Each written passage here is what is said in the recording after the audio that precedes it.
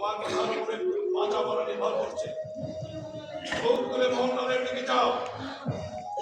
আমি পারবো না, আমি পারবো না।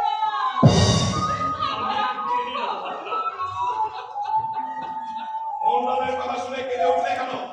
মৃত্যু ভয়ে তুমি নাকি ভীত নও? নয় হোসেন, প্রতিহারিণী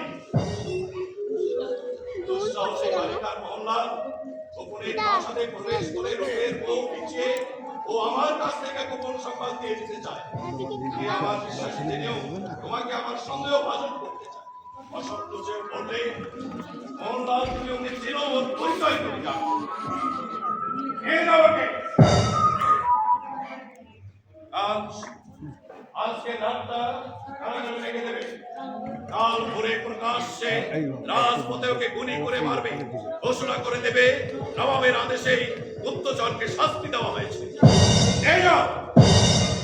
চলো, কোথায় যেতে হবে?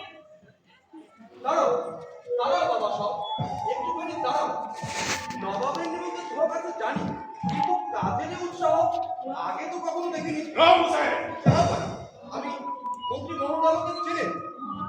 মোহনলাল, আমি মিথ্যা বলেছিলাম জাহাপানা। তুমি মিথ্যা বলেছিলে? তোমার ওতে স্পর্ধা কম হয় মোহনলাল। জনাব, মোহনলাল সত্য কথা বলবে, আগে ওদের যেতে বলুন। আমি কিছুই বুঝতে পারছি না, এ কি সত্য?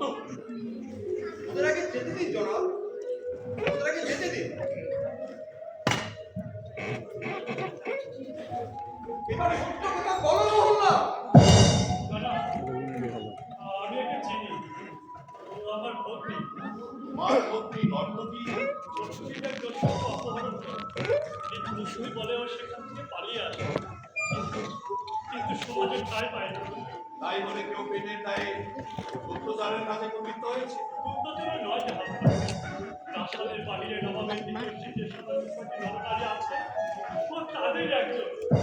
শত্রুপক্ষের সংবাদ সংগ্রহ ও আমাদেরকে জানায়। ওর সব গেছে জাহাপানা, সব গেছে, কিন্তু দেশপ্রাণ চাইনি। তাহলে পরিচয় দিতে কুপিত হয়েছিল কেন? লজ্জা।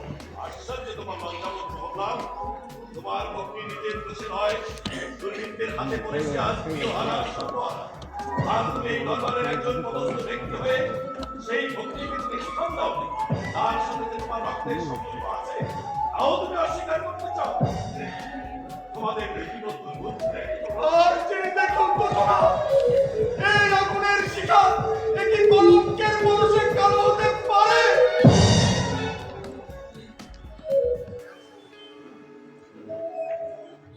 তোমার নবাবকে ক্ষমা করো। চলো, আমি নিজেই তোমাকে প্রাসাদের বাইরে নিয়ে যাবো। চলো।